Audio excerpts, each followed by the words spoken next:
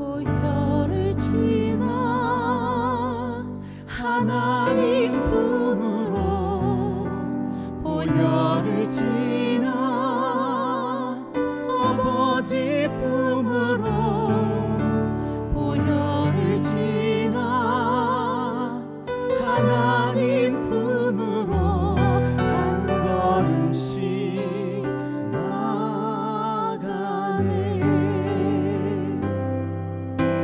보혈을 지나 하나님 품으로 보혈을 지나 아버지 품으로 보혈을 지나 하나님 품으로 한 걸음씩 나가네. 존귀한 주 보혈이 내 영을 새롭게 하시네. 존귀한 주 보혈이 내 영을 새롭게 하네. 보혈을 지나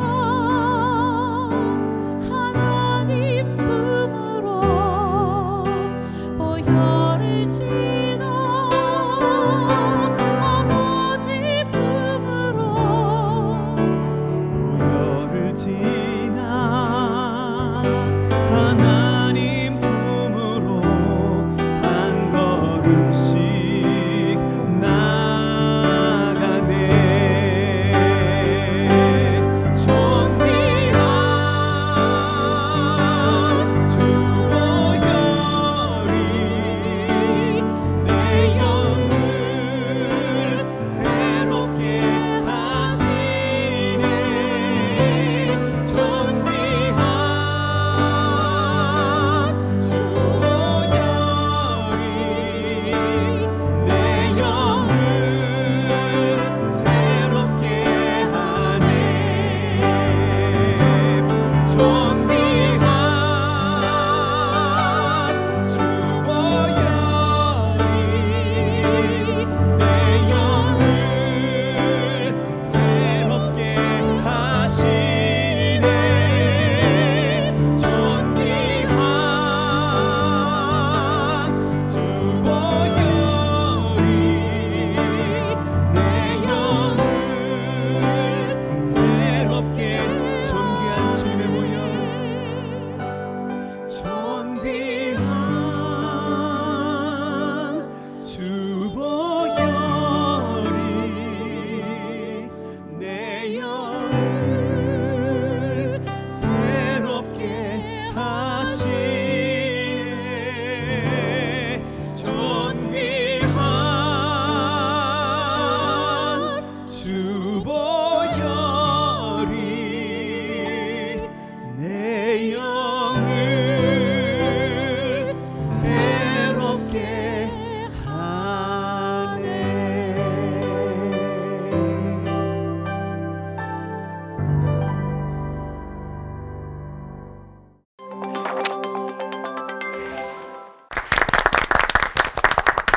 주님의 보혈로만 죄를 씻을 수 있음을 알고 있습니다. 알다마다요. 근데 보혈의 능력이 통하지 않는 것만 같은 때가 있어요. 저는 그 죄는 미워하되 사람은 미워하지 말라 이 말을 들으면 가능한가 이게? 사람은 깊어요. 미움의 대상이 아니라 사랑의 대상이다라고 우리가 말은 하지만 네. 이 다음 말이 좀 위험한 말인데 저한테 시키셨더라고요. 네. 결혼하신 분들은 아실 거예요. 죄도 믿고 사람도 미운 마음.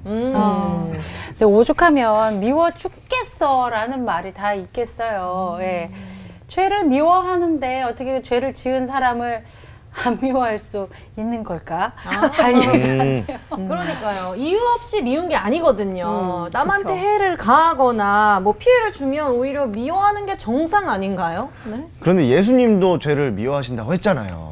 그리고 게다가 성경에도 없는 이 말을 그리스도인들과 유난히 연결시키는 이유가 뭘까요, 목사님? 나중에 설교할 때 얘기하겠지만 어거스틴이라는 사람이 처음 했던 말이에요. 근데 물론 이제 뭐 다른 뭐 이렇게 얘기도 있겠지만 그러니까 참 어렵죠. 근데 이제 그 말을 누가 하느냐, 어떨 때 하느냐, 어떻게 하느냐라고 하는 걸 자세히 봐야 될 것 같아요.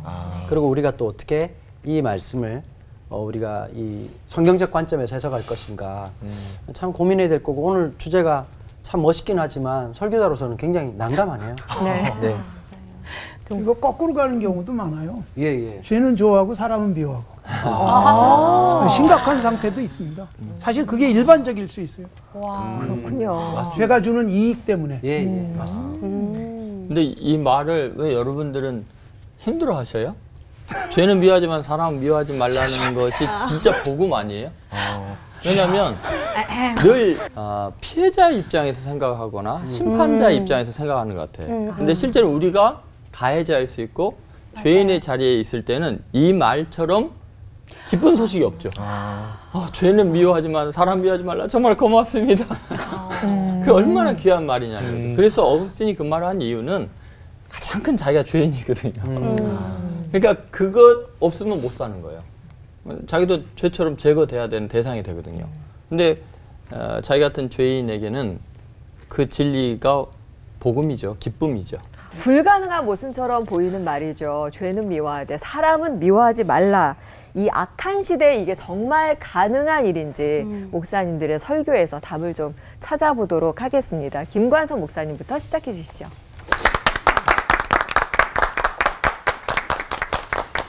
바울 사도의 경우 한 사람이 아주 미웠던 경우가 있습니다. 제가 오늘 그 말씀을 나누려고 합니다. 처음에 굉장히 미웠어요. 왜냐하면 자기 일에 도움이 안 되니까. 바울 사도는 거의 완벽주의자였을 거예요. 그런 강박 가지고 살았어요. 예수님을 믿지 않을 때도 유대인으로서 완벽하게 살았잖아요. 율법의 의로는 흠이 없을 정도였으니까 어떻게 살면 그렇게 살 수 있을까요? 숨이 콱콱 막힐 것 같아요, 우리는. 그런데 율법의 의로는 흠이 없을 정도. 그리고 내가 이 율법을 거스리는 자들은 가만두지 않겠어. 그러고서 예수 믿는 사람을 핍박을 할 때 열정적으로 했잖아요. 그러니까 굉장히 아주 강박도 심하고 그리고 거의 편집적으로 일을 좋아했고 그리고 반듯하게 살기 위한 그런 노력을 많이 했던 사람이지요. 그런 그가 예수님을 만나고 전도자가 되잖아요. 그것도 굉장히 빠르죠. 사도행전을 읽으면 그냥 바로 변화돼가지고 바로 전도하러 가요. 그런 그를 믿어주기가 쉽지 않을 정도로 예루살렘에 있는 제자들이 믿을 수가 없는 게 아니 저 녀석이 저거 가짜일 거야 라고 생각할 만큼 급속도로 바뀌어버리죠. 그런 그는 일에 대해서는 거의 목숨을 걸었다라고 생각됩니다. 1차 선교여행을 바울과 바나바가 가죠. 바나바와 사울이 출발한 거죠, 정확하게는. 그런데 그때 조력자를 한 사람 데려갑니다. 마가 요한이었습니다. 마가복음의 기록자 마가 요한을 데리고 갔는데 사도행전 13장에 보면 바나바와 사울이 출발을 해서 마가 요한을 데리고 갔는데 시작과 함께 마가 요한이 그만 집으로 돌아가고 맙니다. 너무 힘든 거예요. 따라와 봤는데 너무 힘들고 그리고 또 앞으로 이걸 어떻게 견딜까 싶은 생각이 들었기 때문에 돌아가 버렸습니다. 이것 때문에 1차 선교여행을 잘 마치고 2차 선교여행을 준비하던 바울과 바나바가 사도행전 15장에서 갈등을 일으킵니다. 사도행전 15장에 보면 바울과 바나바가 다퉈요.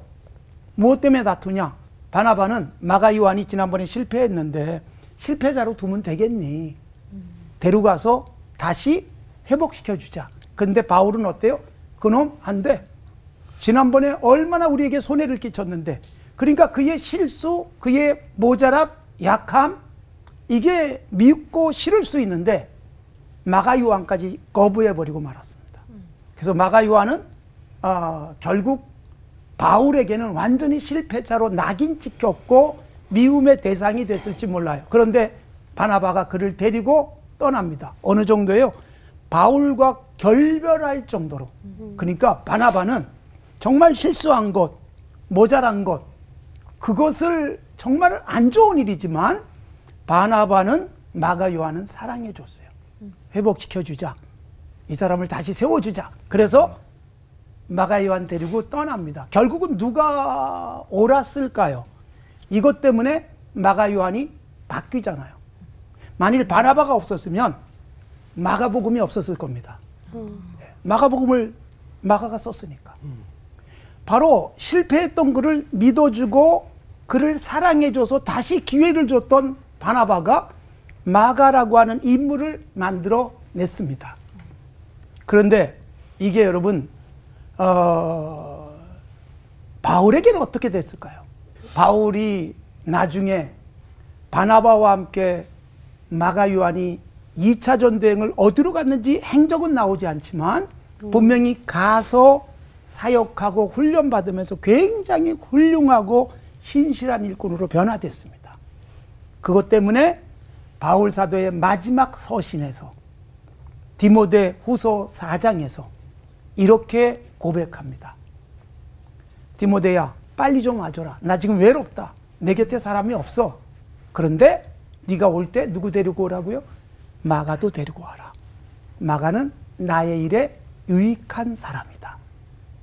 그러니까 이미 바울 사도에게 마가 요한은 그 바나바에 의해서 정말 유익한 사람으로 바뀌어 있더라는 거예요.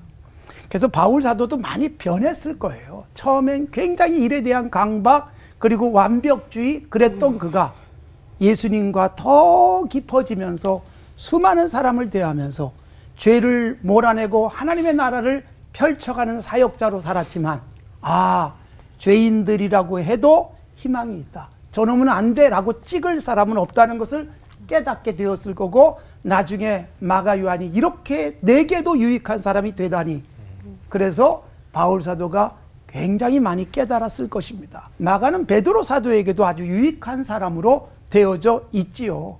결국 우리가 실수하는 사람도 있고 잘못하는 사람도 있지만 그래 그럴 수 있지. 그 잘못인 분명히 잘못이지만 그 사람은 저기서 그냥 갇혀 있을 사람이 아닐 수 있다. 얼마든지 내가 사랑하고 격려하고 기도해주면 거기서 빠져나가서 더 좋은 사람이 되고 유익한 사람도 될 수 있다라고 생각을 하면서 살아간다면 우리가 미워할 사람은 없을 거고 좀 능력이 모자란다고 좀 실패를 자주 한다고 해서 밀어낼 사람은 없을 것이다.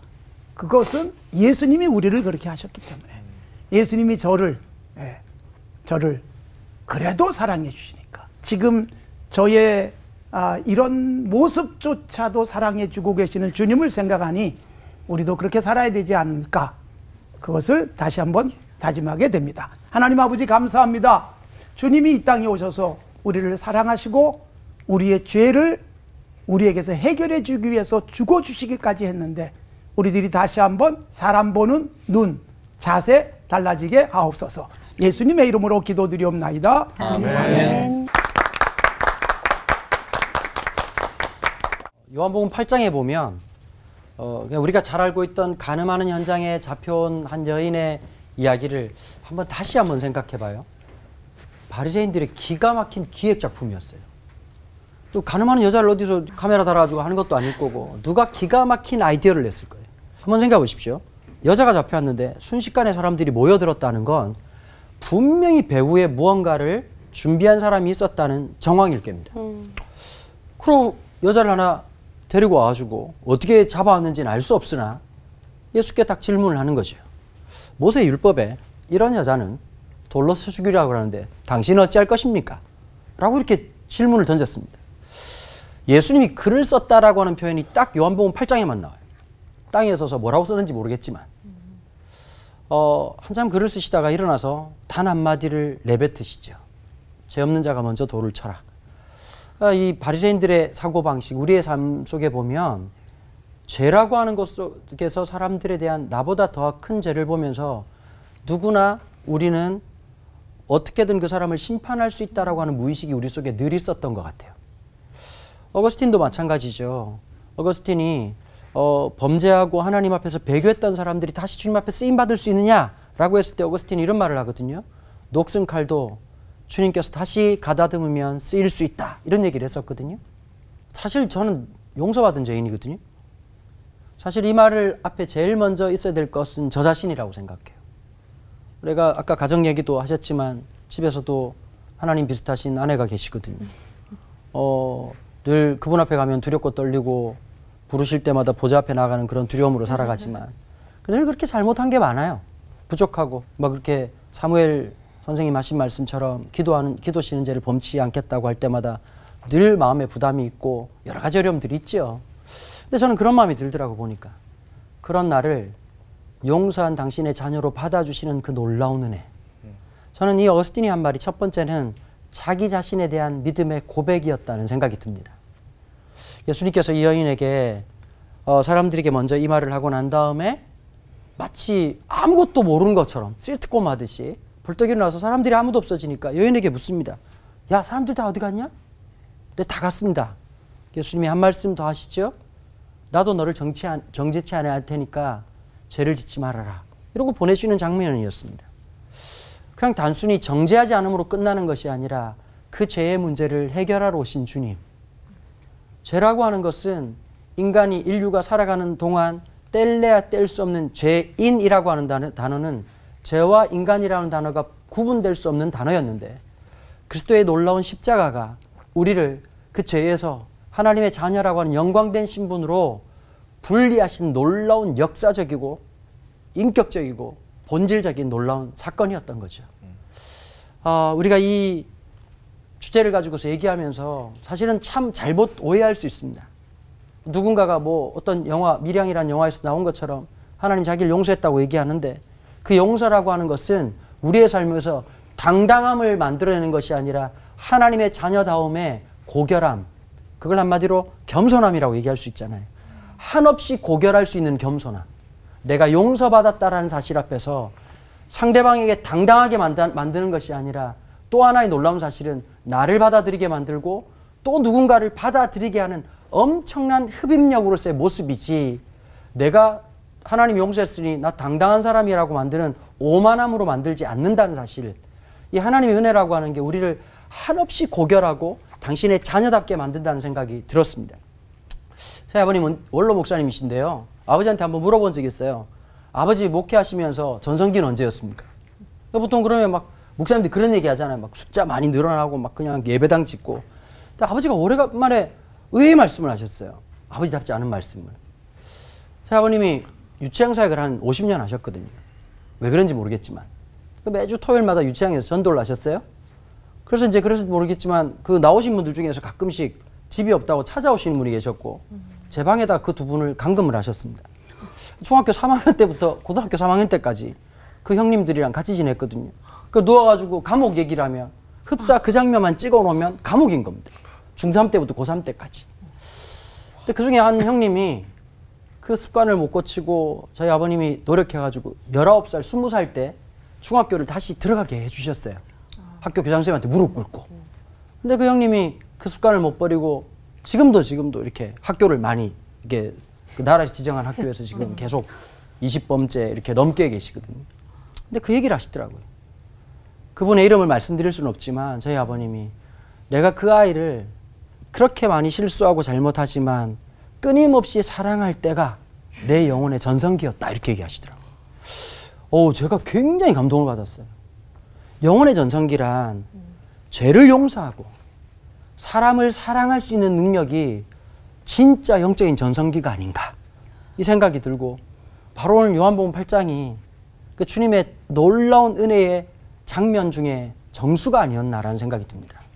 저도 부족하지만 우리 모두 부족하지만 그분의 길 또 한 번의 영적 전성기를 꿈꾸는 우리 모든 하나님 백성 되기를 간절히 소망합니다.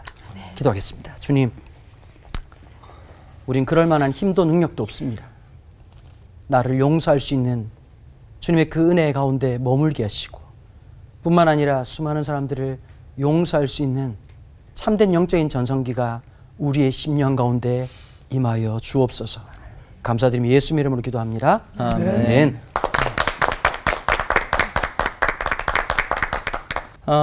도대체 죄와 죄 지은 사람을 분리해서 생각할 수 있는가? 이게 우리들의 고민이죠. 우리가 이제 죄와 죄인을 분리할 수 있는 방법이 뭘까? 실제로는 분리가 안 되거든요. 그 죄 지은 사람이 미운 거죠. 근데 그것을 우리가 분리할 수 있는 방법이 하나가 있는데 자기 자신에게 적용을 하는 겁니다.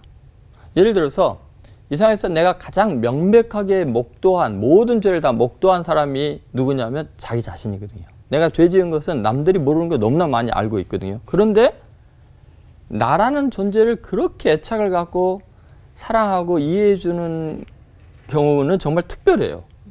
누가 가르치지 않아도요. 내가 이런 환경만 아니었으면 내가 이런 죄 안 지었다.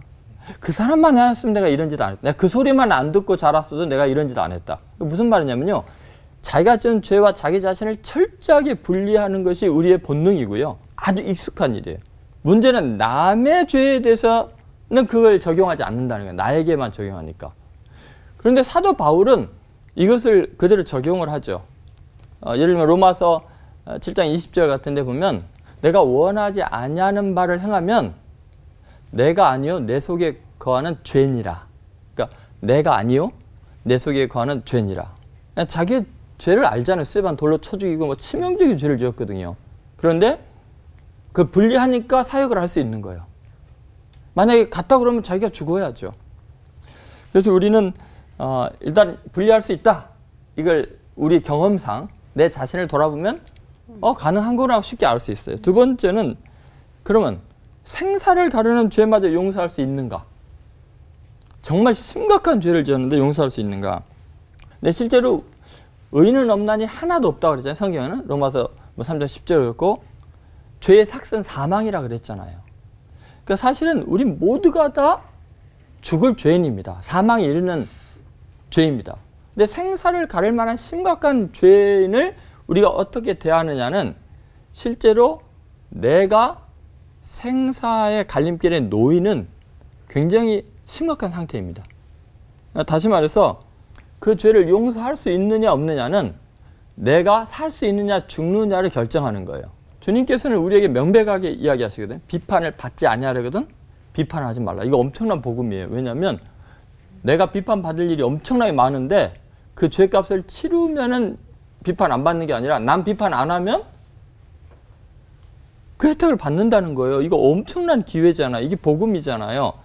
다시 말해서 우리가 다른 사람의 죄에 대해서 정죄하는 시스템 속에 들어가느냐 아니면 죄와 인간을 분리해서 그 인간을 용서해 주는 은혜의 시스템 속에 자기를 넣느냐는 자기가 살고 죽는 것을 스스로 선택하는 거예요. 그러면 은혜의 시스템, 그 체계를 선택하느냐 정죄 시스템을 선택하느냐는 내가 내 자신을 통해서 입증할 수가 없고 다른 사람에게 어떻게 대하느냐가 나는 이 시스템을 선택합니다를 결정하게 돼요.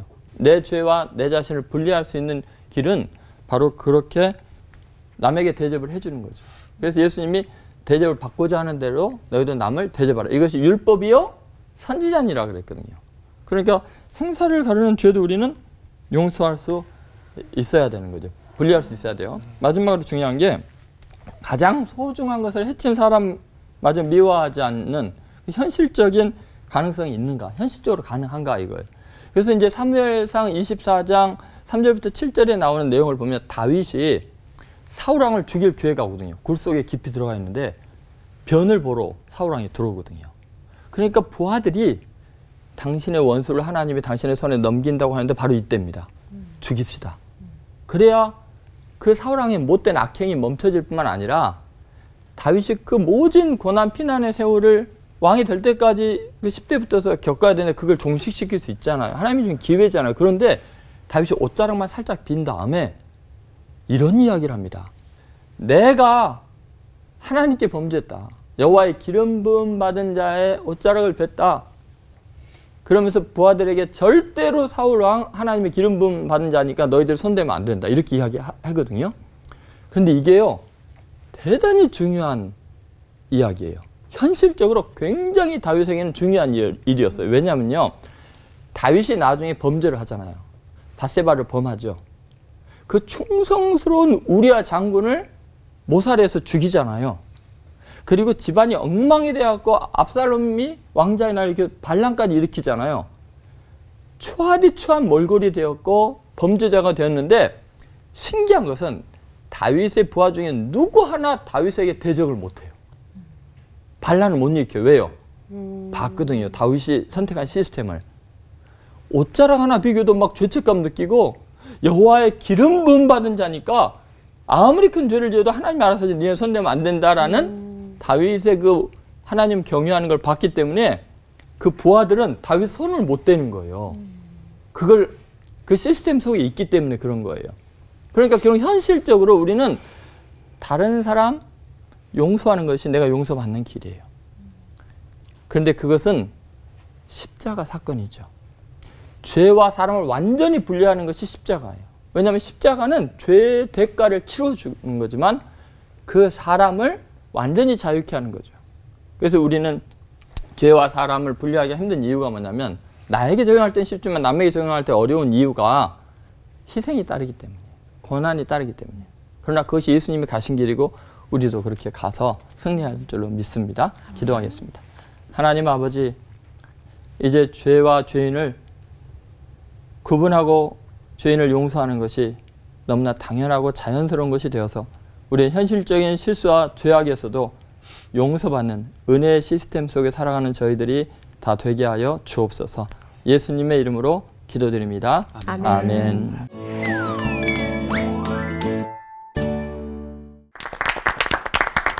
죄는 미워해도 사람은 미워하지 마라. 저는 내심 불가능하죠, 현실적으로. 이런 설교를 좀 원했는데 그게 충분히 가능하다고 하시니까 정말 생각이 너무 복잡해지면서 왜 현실에 이거 적용하기가 이렇게 어려운 걸까? 네, 일단은 종합을 좀 해보자면은 죄를 향한 거룩한 분노는 가져라. 그리고 죄인을 향한 긍휼을 이제 동시에 가져라. 이렇게 하시는 건데 이게 또 이제 현실 속에 과연 가능할까? 또 예수님도 아닌 저희는 과연 그 죄와 사람 이제 분리가 잘 안 되거든요, 목사님. 네.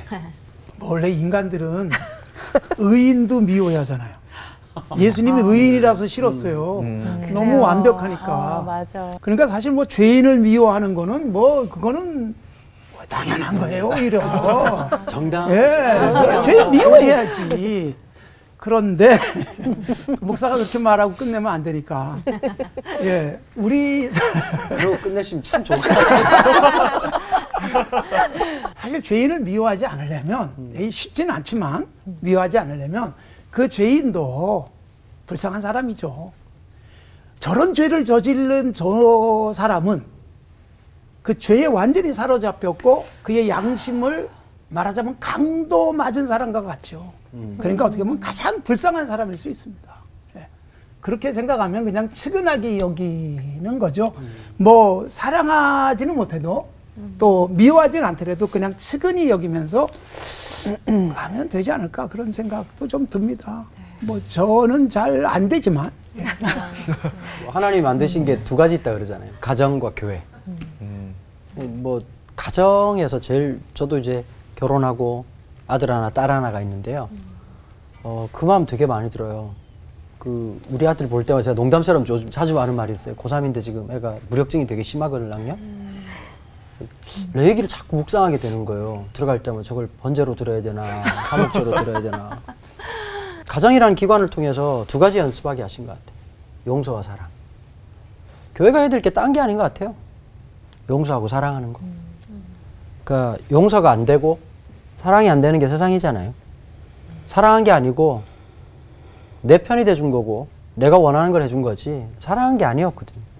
용서한 게 아니라 하나 꼼쳐놓은 거죠. 언젠가 이용해 먹으려고 하니까. 아들, 딸을 보면서 나를 만나게 되는 것 같고 주님의 사랑을 조금씩 신앙의 생활이라는 게 별거 아니구나. 어떻게 보면 주님 은혜로 용서하는 것, 주님의 은혜로 사랑할 수 없는 사람 사랑하는 것, 이렇게 가정과 교회를 만드신 하나님의 본질적 부르심 아닐까? 물론 목사님 말씀처럼 결론은 똑같습니다. 저도 잘 안 됩니다. 노력하는 거죠. 애를 쓰고 하나님 은혜 안에서. 목사님 네. 아니라고 말씀하실 거죠. 아마 그 사람이 그 분리하기가 좀 힘든 이유가 두 가지가 있다고 저는 생각이 되는데, 하나는 자신에 대한 과신. 다시 말해서 나도 죄인 중에 하나이다라는 그 기본적인 기독교적인 인식이 안 되는 거예요. 그러니까 예를 들어 영화나 드라마를 보면 자기는 강도짓을 하고 도둑놈이면서도 그 주인공하고 자기를 동일시 여기거든요. 영화를 보면서. 자기는 조폭짓을 하면서도 영화에 나오는 조폭이 나와 똑같네라고 생각 안 하고 주인공하고 동일시 여기거든요. 그러니까 자기 과신 때문에 이걸 받아들이기가 힘든 것 같아요. 죄와 죄인을 분리하지 못하는 이유가. 또 한 가지는 하나님에 대한 불신인데, 하나님은 죄인을 의인으로 만들 수 있는 분이고 무에서 의를 창조하신 분이니까 주의 보혈의 능력이 얼마든지 사람을 새롭게 할 수 있다는 믿음이 약하니까 죄 지은 인간은 영원히 죄인이라고 생각을 하는 거죠. 그럼 보혈의 능력을 지금 과소평가하고 있다는 거죠. 결론적으로 아주 본질적으로 근본적으로 복음화되지 않는 그 우리의 지성이나 감정이나 삶이 복음화되지 않으니까 이게 힘든 것 같아요. 근데 정말 그리스도의 십자가 안에서 나 같은 죽을 죄인이 구원받았다고 생각하면은 바울처럼 완전히 바뀌어버리죠. 그러니까 죄인과 죄를 완전히 분리할 수 있는 것이 자연스러운 것이 되는 거죠. 죄는 미워하되 사람은 미워하지 말라는 말에서 나를 이렇게 빼놓고 생각하는 경우가 참 많았던 것 같은데, 나를 이렇게 나름 이 정도면 괜찮지 않나? 뭐 내가 뭐 이렇게 남들한테 그렇게 못할 짓을 하고 살지 않았지 않나? 이런 생각 때문에 그렇게 생각했던 것 같은데, 혹시나 누군가가 나에 대해서 이런 고민을 하고 있으면 어떡하지? 막 하면서 머리가 쭈뼛 서는 거 있죠. 그렇습니다. 네. 그래서 준비했습니다. 죄와 벌 아니고 죄와 사랑 전문가 예수님께 물어봐야 할 질문들을 묻기 위한 질문 타임. 네, 아까 말씀하셨듯이 죄를 정당화하려는 사람들이 있잖아요. 피해를 줘놓고 자기는 괜찮은 사람인 척 해서 또 속이기도 하고, 자기가 한 실수는 괜찮고 남이 한 실수에는 또 많이 정죄를 들이밀기도 하고, 그리고 매스컴에도 보지만 흉악 범죄를 저질러 놓고 감정도 반성도 없는 그런 또 흉악 범죄자들, 이런 사람들은 죄를 깨닫게 해주는 게 더 큰 사랑이 아닌가라는 생각이 좀 들기도 하는데요. 죄도 정당화가 되는 그 레벨이라는 게 있을까요? 우리 강은도 목사님께 이 어려운 질문을 한번 드려봅니다. 참 어렵습니다. 정말 어렵습니다. 제가 그 제일 의문스러웠던 창세기 장면이 하나 있어요. 가인이 동생 아벨을 죽여요. 근데 형벌을 묘하게 하시거든요. 그 죽여야 되는 거 아닌가요? 근데 유리 방황하게 하시거든요. 그 살잖아요. 또 그리고 또 이쪽에 살다가 저쪽에 살다가 유목민처럼 살아간단 말이에요. 그 저게 뭐가 버릴까? 그러다가 우리 교회 집사님하고 어떻게 얘기를 하게 됐어요. 이분이 이제 조금 나이가 들어서 우리 교회에 이제 안착을 하게 되셨어요. 근데 이제 이분이 원래 믿는 집안이었는데 자기 부부가 우리 교회를 다니면서 어머니가 너무 좋아하신다는 거예요. 여든이 훨씬 넘으신 어머니가. 근데 그런 얘기를 한번 하시더라고. 우리끼리 모여 있는데, 저 교회 다니면서 참 많이 교회 안에서 다툼도 일으키고 싸워도 봤습니다. 교회 많이 옮겨봤습니다. 그게 얼마나 재앙인지를 인생을 통해서 깨달았습니다. 가인의 벌이 그게 진짜 무서운 거였다는 걸 그 순간에 제가 탁 느꼈어요. 그러니까 죄를 못 깨닫는 사람 있잖아요. 제일 큰 벌이 뭐냐면 지가 뭔 짓을 한지 모르고 살아가는 거예요. 그게 제일 큰 벌인 것 같아요. 은혜는, 기적은 내 죄가 몰랐던 나도 어느 날 그게 깨달아지고 인식이 되고 고백이 되고, 아, 내가 죽일 놈이었구나 라는 걸 깨닫는 게 진짜 축복이라는 사실이죠. 끊임없는 사랑이 그 죄를 보게 하고 그 죄를 드러내게 하고 고백하게 하고, 이게 인간의 인지나 이성으로 불가능한 일이라는 거 진짜 깨닫게 되는 것 같아요. 그래서 어떻게 보면요, 그 사람 자체가 그게 재앙을 살아가는 거예요. 마음이 어떨까요? 아니라고 아무리 흉악범죄 부정하고 산다고 자기 인생 행복할까요? 저는 또 다른 지옥을 일상생활 속에서 이미 살아가고 있다고 생각을 해요. 반면 그걸 깨닫게 해주는 건 다른 거 없는 것 같아요. 정말 무모한 짓인데 그리스도의 그 놀라운 사랑이 나를 용서했다는 놀라운 사실. 제 아는 선배 목사님이 그 소년교도소에서 설교를 했어요.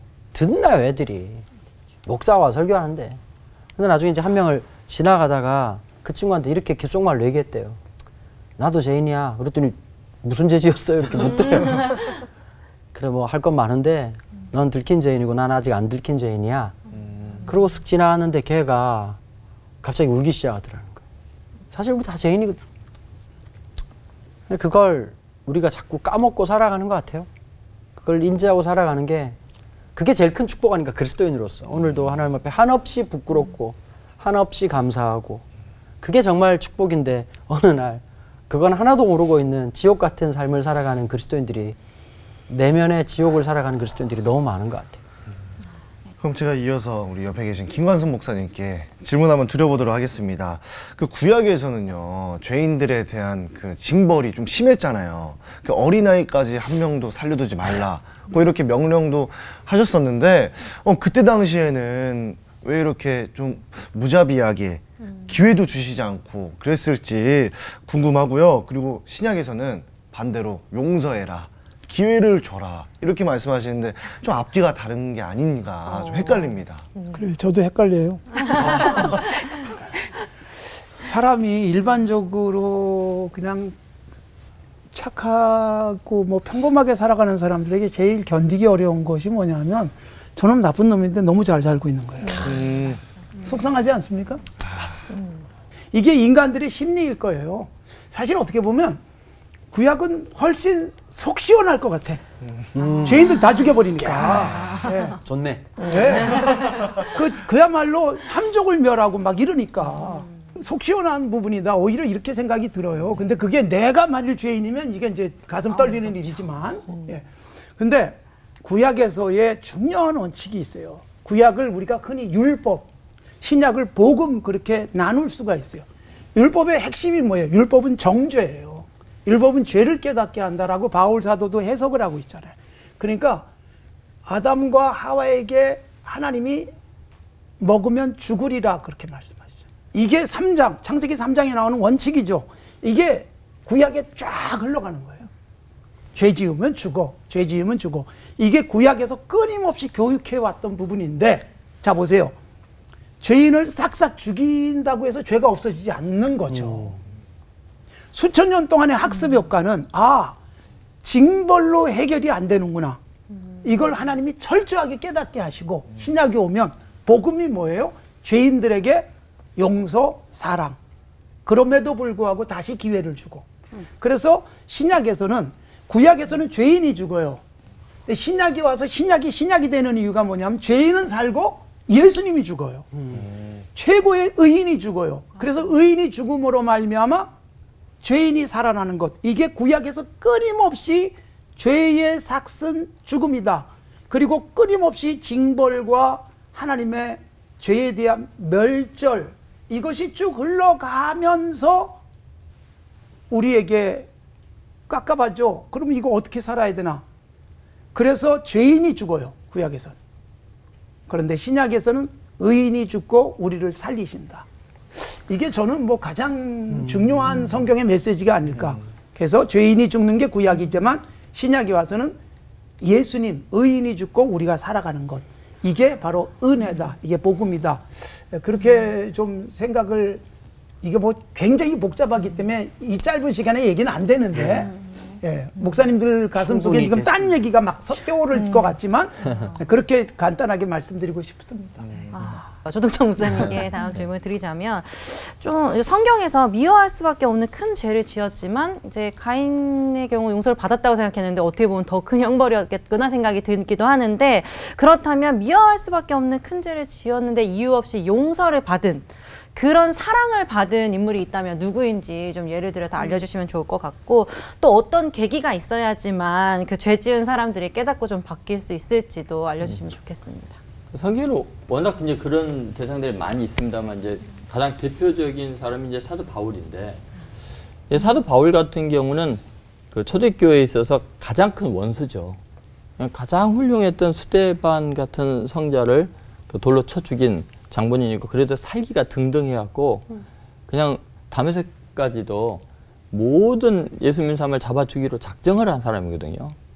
그리고 수많은 초대교회 교인들이 사울이라는 그 바리새인 청년에 의해서 지금 부모들이 감옥에 갇혀 있고 뭐 자식들이 갇혀 있고 뭐 그런 안타까운 현실, 원수 중에 원수죠.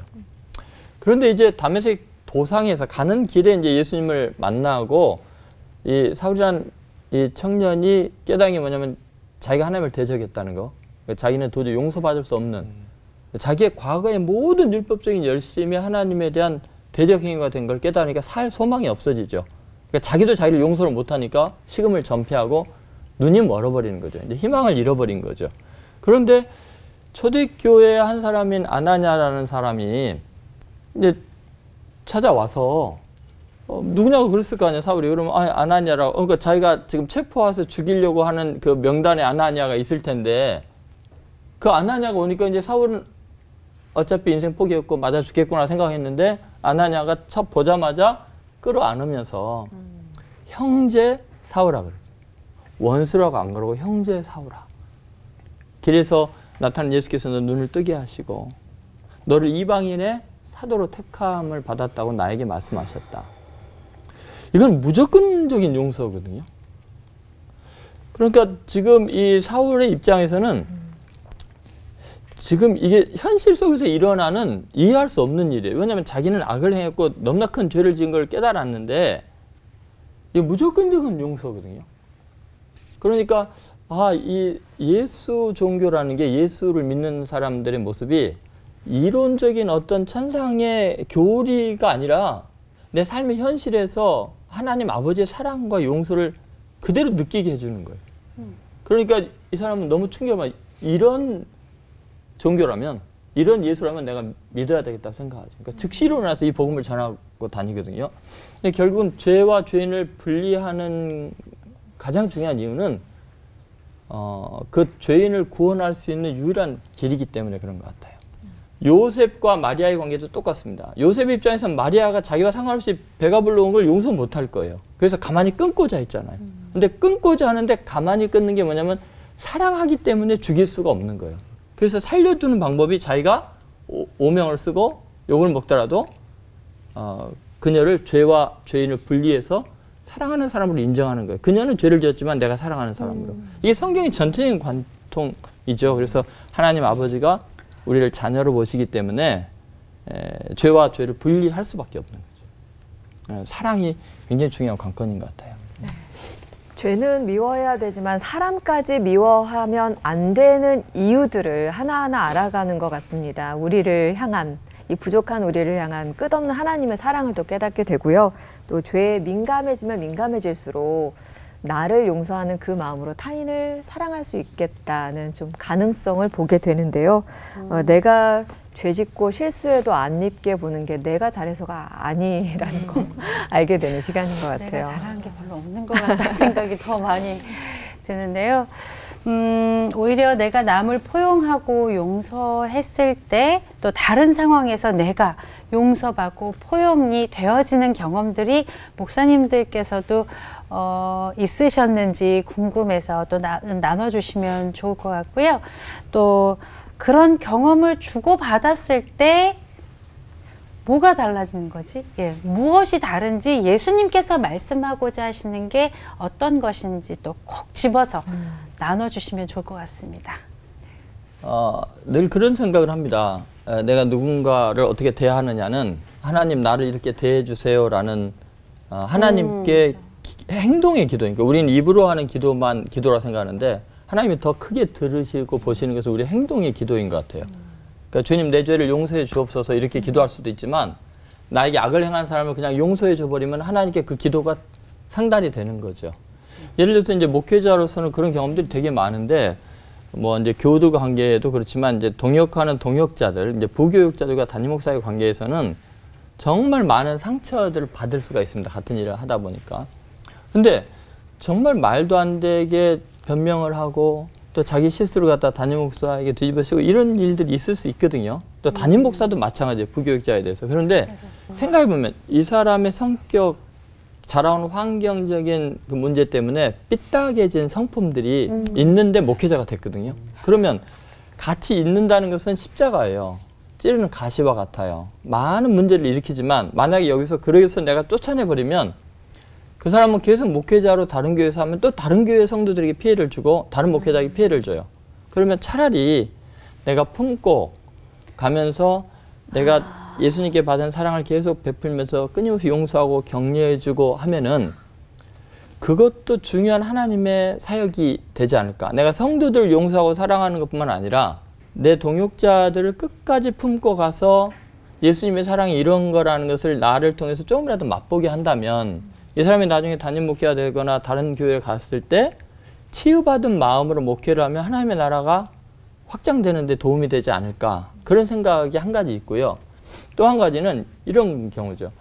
하나님, 우리는 목회를 하면서 완전하기 때문에 목회하는 게 아니고 저분이 지금 나이가 들었지만 세월이 가면 이제 조금씩 바뀌고 깨닫게 될 텐데 마찬가지로 하나님이 저 보실 때 제 모습이 아직 너무나 미흡한 게 많고 부족한 게 많을 터인데 하나님께서 나를 내치시지 않고 그래도 일을 맡기고 쫓아내지 않는 거. 베드로를 마치 내 양을 먹이라 내 양을 치라고 한 것처럼 그러면 지금 하나님 내가 이 사람을 품고 가고 아파도 용서하신 한 것처럼 하나님 보시기에 지금 내가 형편없는데도 목사를 세워주시고 담임 목사 세워주신 것을 기억합니다. 그러니까 하나님 저도 용서해 주시고 인도해 주세요. 그런 마음이죠. 그러니까 하나의 기도 같아요. 하나님 앞에 죄와 죄인을 구별하느냐 안 하느냐는 내가 하나님 앞에서 어떤 대우를 받나를 결정하기 때문에 대단히 중요한 거예요. 복음의 본질적인 거죠. 이제 그러면 이제 이게 바로 하나님 나라 일이라고 생각해요. 예를 들어서 교인이 얼마나 많아지느냐, 뭐 교회가 커지느냐보다 더 중요한 게 용서를 서로 경험하는 것이 십자가를 능력 있게 하는 거죠. 그러니까 목회자들 사이에도 마찬가지고 교인들 사이에도 그렇고 얼마나 일이 매끄럽게 큰 일을 이루었냐보다도 실수하고 어려울 때 얼마나 품고 용서하느냐가 하나님의 일이라고 생각이 돼요. 예수님은 그걸 위해 오셨으니까. 근데 우리는 자꾸 성과주의로 지금 전락하고 있는 거죠. 이제 그런 의미에서 본다면 하나님께서 좋은 결과를 주시는 것 같아요. 항상 용서와 사랑, 십자가의 복음의 능력이 상처 속에서 죄 속에서 오히려 더 드러나는, 그러니까 죄 때문에 용서의 능력, 십자가의 능력이 나타나지 않나 그런 생각을 합니다. 청소년사역, 청년사역 오래 하다 보면 용서할 것밖에 없거든요. 그러니까 용서 받을 일보다도. 근데 이제 우리 딸애가 벌써 이제 고등학교 1학년이 됐는데 초등학교 1, 2학년 때 뭐 이렇게 좀 조금 안 좋은 일이 있었어요. 뭐 이렇게 그 남의 물건에 손을 대고 한참 그럴 때잖아요. 뭐 이렇게 뭐 친구들하고 그 슈퍼마켓 가가지고 얘기하면 시집 못 가는 거 아닙니까, 목사님? 우리 딸은 착합니다. 근데 이제 학교에 가서 이제 그게 뭐 선생님도 알게 되고 엄마가 또 불려가고 막 그런 일이 있었어요. 그 아내가 표정이 안 좋은 거예요. 여보 왜 그래? 그랬더니 이런 일이 있었다. 근데 이제 딸이랑 얘기를 했죠. 아내가. 이제 아빠가 아셔야 되지 않겠냐. 근데 제가 또 이제 또 천하의 딸바보 아니겠습니까? 근데 우리 딸이 펑펑 울면서 그랬다는 거예요. 아빠한테만 말하지 마. 왜 그러니까 아빠가 자기를 너무 사랑하는데 아빠가 상처받는 게 너무 힘들다는 거예요. 제가 그 얘기를 딱 듣는데 마음이 묘하더라고요. 그리고 이제 애가 왔어요. 왔는데 제가 막 그냥 뭐 마치 전혀 모르는 것처럼 우리 딸 왔어? 모르고 막 그냥 이렇게. 그러니까 애가 딱 들어오는데 얼마나 피곤했겠어요. 하루가 얼마나 길었겠어요. 아빠 나 씻을래 그러더라고. 씻으라고. 방에 이제 딸 방에 앉아 있는 거예요. 그래서 들어와가지고 이제 자기 너무 피곤해서 빨리 자고 싶다는 거를 기도해주고 딸 머리맡에 한 3시간을 있는데 그때 제가 처음 놀랍게 경험한 게 있었어요. 뭐라고 느꼈냐면 우리 딸이 아빠 나 무슨 잘못했어요 라고 얘기를 한마디도 안 했는데 내 안에 이미 용서가 시작되고 있다는 놀라운 사실을 깨달았어요. 그때 제가 하나님이 그런 분이구나. 내가 회개해서 용서하시는 분이 아니라 이미 그분이 용서하기 위해서 이 땅에 오셨구나. 그래서 목사님 말씀하신 것처럼 교회란 어떤 예배당을 짓는 것도 어떤 엄청난 숫자가 모이는 것도 아니라 그리스도의 용서와 사랑을 연습하고 실천해서 말한 것처럼 어떤 것으로 표현할 수 없고 어떤 것으로도 채울 수 없는 어마무시한 축복을 누리는 공동체. 그래서 수많은 안 믿는 사람들이 야 이게 진짜 대한 공동체야 라고 말할 수 있는 진짜 복음이 되는 것. 우리가 사랑과 용서라고 하는 이 위대한 일들 앞에 부름받은 존재라는 걸, 나 자신이 제일 먼저 큰 최고의 혜택을 받은 사람이고 또 그런 수많은 사람들이 함께 세워지는 곳이 교회라고 하는 생각 들게 됩니다. 저는 이 반대의 경우가 더 많은 것 같아요. 이 반대. 그래서 용서도 못하고 자꾸 정죄하다 보니까 어느 날 내가 딱 걸리는, 내가 그 짓을 한 거야. 이럴 때 굉장히 많이 깨닫는 거죠. 그런데 뭐 그렇다고 저도 또 좋은 기억도 있어요. 우리 아이들을 키울 때 정말 초등학교 고학년일 때 엄마가 이제 학교로 불려갔어요. 애 때문에. 그 집도 불려갔답니다. 애 때문에 불려갔는데 선생님이 애 데리고 가라고 뭐 이래가지고 데리고 왔어요. 근데 데리고 오면서 아이는 어떻게 했어요? 이제 난 집에 가면 죽었다. 그런데 딱 데리고 오면서 엄마가 뭘 했는가 하면 고급 이태리 레스토랑 가서 밥을 잘 먹이고 아이스크림까지 잘 사주고 아무 소리도 안 하는 채 집에 와가지고 그 다음날 학교를 보냈습니다. 그 다음날 아이들이 학교를 갔더니 너 어제 집에 가서 죽었지? 막 이러는데 아니 나 레스토랑 가서 뭐 밥 먹고 엄마가 아이스크림까지 사줬어. 그렇게 얘기를 하면서 아주 딱 가슴을 폈죠. 그 뒤로 몇 건 전화가 왔어요. 우리 집으로. 학부형들한테서. 도대체 당신들은 왜 애를 어떻게 그렇게 키워가지고 우리 애들이 와서 나한테 항의하더라 이런 거예요. 그런데요. 한 달쯤 지나고 나니까 아이가 고백을 해요. 그때 너무너무 고마웠다. 내가 잘못한 거 충분히 아는데 야단을 치면 그냥 기분만 언짢을 텐데 야단을 친 게 아니라 밥 주고 아이스크림 주고 아무 얘기도 안 한 게 자기 너무너무 고마웠다고. 다시는 안 그러겠다고. 이게 얼마나 참 우리의 삶에 그 도전이 되는지 어린아이를 통해서 그렇게 하나님이 우리 부모를 훈련시킨 것 같아요. 맞습니다.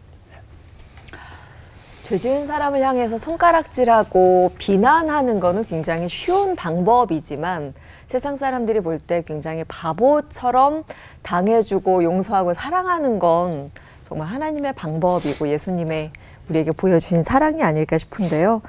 세상에 바라는 그리스도인의 삶이 바로 이런 모습이 아닐까 하는 생각을 해봤습니다. 시청자 여러분들 방송 보시면서 질문이 있으시다면 저희 성경과 신앙에 관해서 묻고 싶은 어떤 질문도 좋습니다. 올포원에 많이 보내주세요. 오늘 끝인사는 한 차원 달라진 마음으로 외치면서 마치도록 하죠. 미운 건 죄일 뿐 사람은 끝까지 살아가며 하나 되는 시간 올포원!